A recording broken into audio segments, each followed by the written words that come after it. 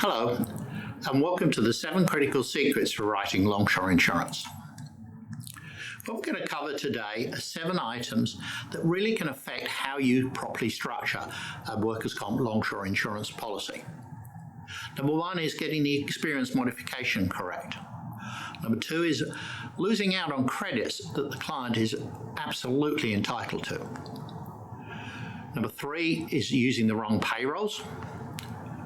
Number 4 are the penalties for not carrying coverage is so critical when you're trying to show somebody why they need to cover longshore.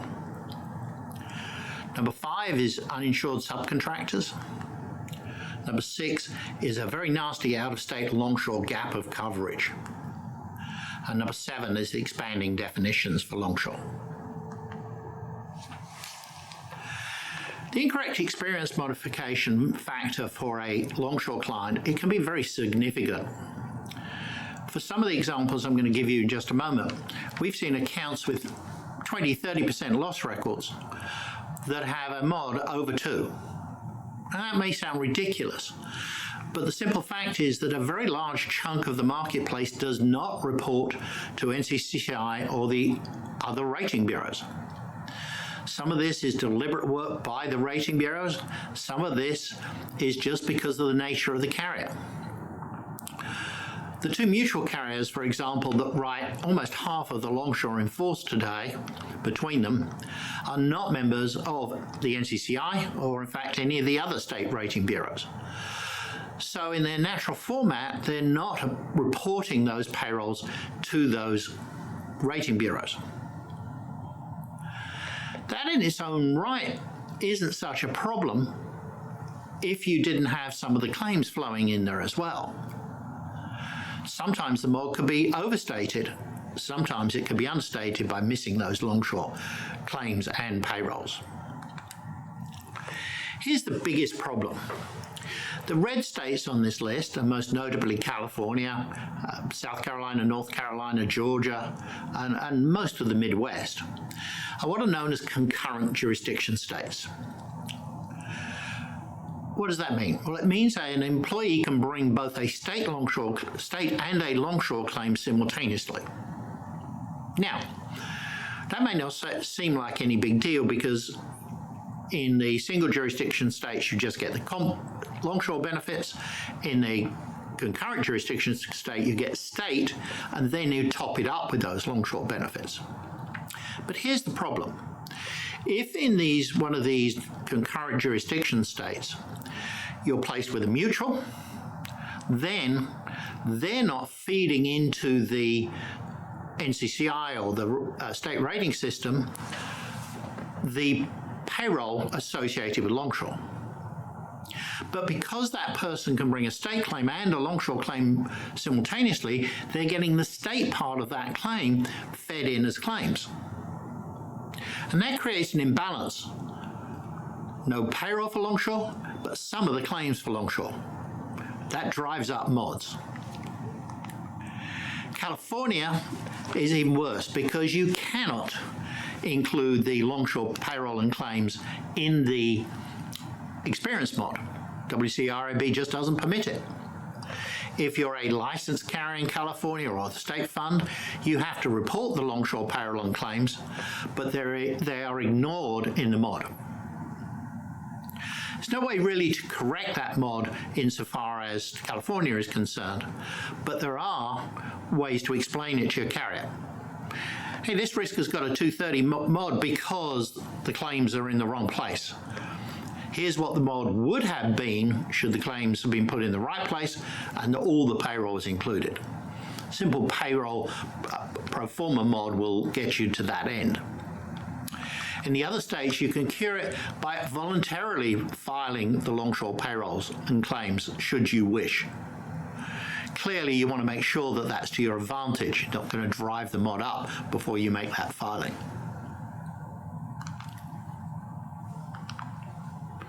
Secret number 2 is the missing credits. For most traditional licensed carriers, they will offer a drug-free credit in many states, a safety program credit in many states, and then a contractor's premium adjustment credit in many states. Not every state has all these. Some have one, some have two, some have all three. But often they're forgotten when you're trying to write Longshore. Yes, they're applicable to both the state, but for the licensed carrier, they also are applicable to the Longshore portion of the premium. I think probably contractor's premium adjustment credit, although it's a little tougher to get now than it used to be, that's the one that's missed most often. Drug-free credits can be as much as a 5% credit in some states. That's a lot off the premium. So is your client eligible for these credits? And if so, are they on the policy? If with the mutual carriers, they have a companion state act policy, and the same credits should be applicable there.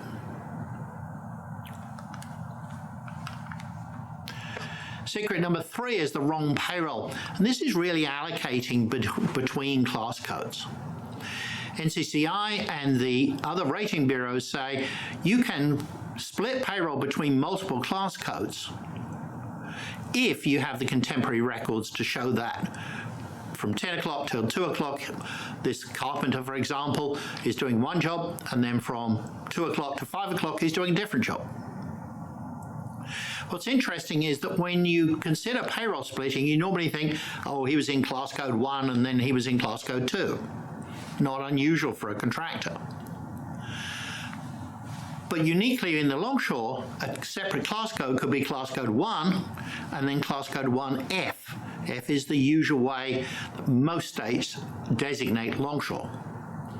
So the carpenter could be using a carpentry payroll on dry land and a carpentry code that corresponds to that, and then just pay for the portion he's working dockside or on a ship with that same code with the F against it. Very occasionally you see U in some systems, but F is the most common way to split those class codes. You've got to have the documentation up front to do it, and we really suggest that if you're going to use this type of split payroll, you run it past the auditor very early in the policy process so there's no surprises at audit. Much easier to correct something in the first month or two of the policy than wait till after it's expired. We also have payroll limitations. Most states allow you to limit the payroll of executive officers, partners, members of an LLC, and people like that. You'll look at your own state rules to see how exactly you can limit that payroll. There's nothing in the Longshore Act that says you can or cannot limit payroll from a premium determination point of view, from the audit point of view, but most traditional carriers will allow you to take that payroll limitation that applies in the State Act and apply it to the Longshore Act. Now, this is only if that officer, partner, or member is performing Longshore work. That's the only way you can limit their payroll. But on the flip side of the coin, they're not allowed to exempt themselves if they do the Longshore work. Can't exempt from Longshore. There are no officer or corporate exemptions in Longshore. So there is a little bit of a limitation there. You can still have a split policy where an officer might be exempt under the state part of the policy, but it doesn't follow through to Longshore. Not a great idea because it gets very confusing determining duties and determining whether they're exempt or not, but it can be done. Number 4, and this is probably the most powerful mechanism you have to make sure your clients buy Longshore, even if it's on an if-any basis, and that is the penalties section. Any client can be fined up to $10,000 per claimant, or by imprisonment for more than a year, or by both, for not more than a year, or both, in the event you have an uncovered Longshore claim. Now, to be fair, we've never seen the feds impose that imprisonment, but it is there and it's a very powerful mechanism. In addition, where the employer is a corporation, which is of course is very common in our business, the president, secretary, and treasurer of that corporation are severally liable for such fine and imprisonment and personally liable for compensation, and that's usually the kicker. You may not think you may have much exposure under Longshore, but if you do have somebody that successfully brings that Longshore claim, then the personal liability of the officers tends to attract their attention. And remember, if you don't add Longshore to the policy, you don't even have defence costs. Workers' comp is not like GL in that you can defend for things that are not covered. A workers' comp policy without that Longshore endorsement simply will not defend you against a Longshore claim, even if you win. There's no obligation on the policy for that. The other part is about secreting or hiding assets. This is where the feds will come to you. There are obviously some people who will try and hide assets in a way of avoiding paying a fine or avoid paying Longshore benefits if not uninsured. This is the teeth in the act that really go through this in some detail. Once this seminar is over, we will be posting both a video of the seminar and the slides, so you'll have a copy of these should you need. But these words are straight out of the Longshore Act and provide a very powerful message of why Longshore coverage is critical.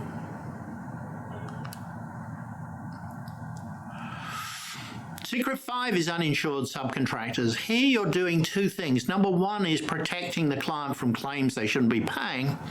But number two, and probably more importantly, is you're protecting from some huge surprise at audit. There's no independent subcontractor rules in Longshore. Every person that works for you is effectively your subcontractor, other than employees. So there's really only two types of subcontractor, those who come with their insurance and those that come under your insurance. If you had a 4-person business and you hired 30 subcontractors over the course of a year, and of those 30, let's say half of them came with insurance and the other one didn't, you could have an audit triple, quadruple your original premium without any growth in your own size. We like to say no surprises. Don't bring surprises to the client. And a whole bunch of uninsured subcontractors that are caught at audit can be a huge surprise. Here's a couple of slightly weird examples. You could have a marina employee. Now, a marina employee is exempt from Longshore if they're working directly from a marina. But if they hire a subcontractor to help build a big new vessel, or a commercial vessel, or in this case, to build a new dock for them, a clear Longshore job, and they don't carry Longshore, the subcontractor does not carry Longshore, the marina is liable for those unpaid benefits, even though themselves they're exempt from Longshore. In the Act, it talks about marina employees being exempt from Longshore. In fact, there's a word missing out of that. It really should be marina direct employees. That extension does not include their subcontractors. Same for government employees. Let's say a local government decides to build a new pier. If that pier is built by people who do not have proper Longshore coverage, then that government could become liable for those Longshore benefits, even though the government itself doesn't have the coverage.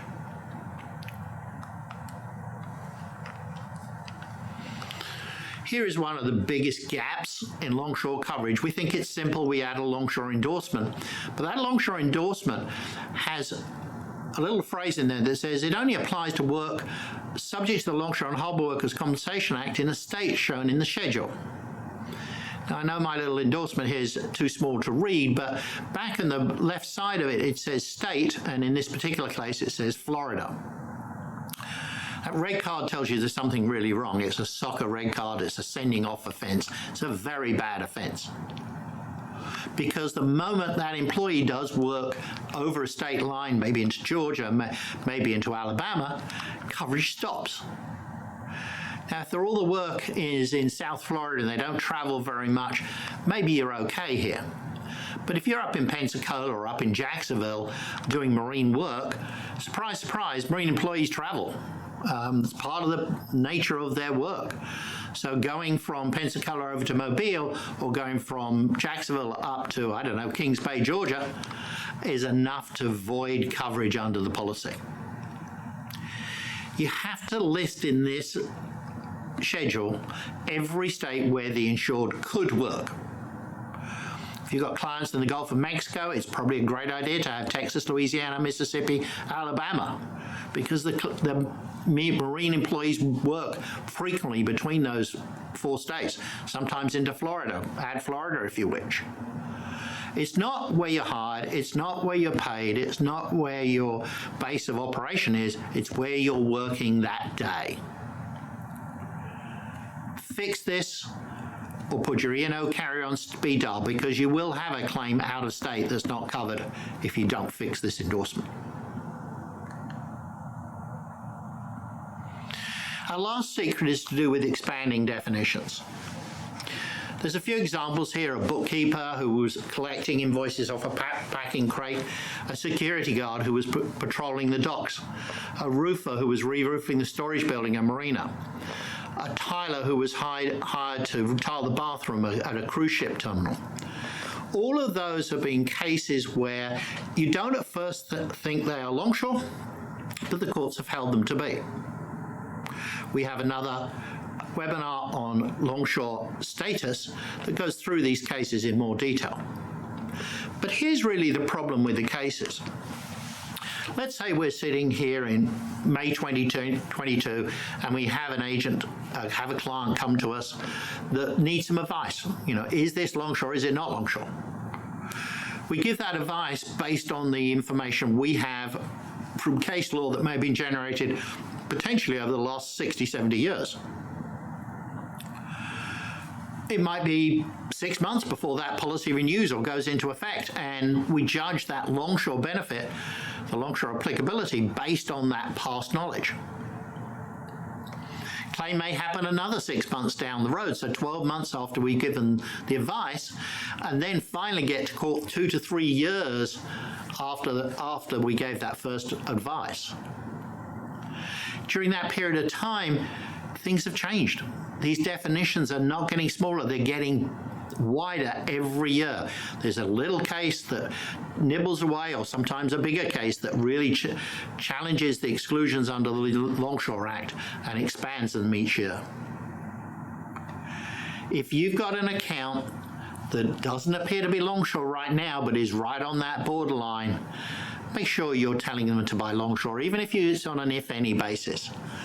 Again, the defense comes in if you have that coverage in force, as does the rogue verdict, the new verdict that changes that line.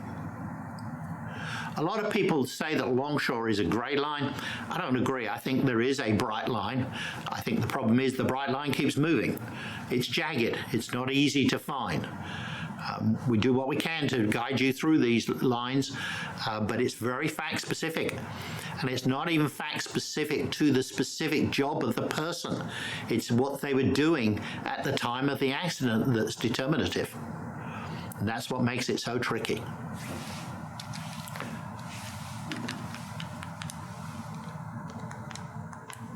So what have we covered today? We've looked at the incorrect experience modifier, looking at ways of modeling it, showing it to your carrier, and potentially correcting it if need be. Looking for those missing credits, drug-free, safety credits, and probably the most common of those, the contractor's premium credit. Wrong payroll. Are we splitting our payroll to the best effect on the policy? Showing you the penalties for not carrying coverages, $10,000 per claimant plus personal liability for any unpaid benefits. We looked at those uninsured subcontractors and how those can, particularly at audit or claim time, come back and bite the insured.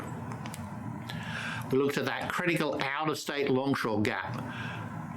It's not even where the client could work today, it's where could they work during the course of the policy period. 3C has no effect on longshore. And last, we looked at those expanding definitions, how they're changing year over year and account by account. So watch out if it's borderline, do add longshore. On an if-any basis, it is incredibly inexpensive to include. So I want to thank you for listening and attending this webinar, and we're now returning you to the studio for questions.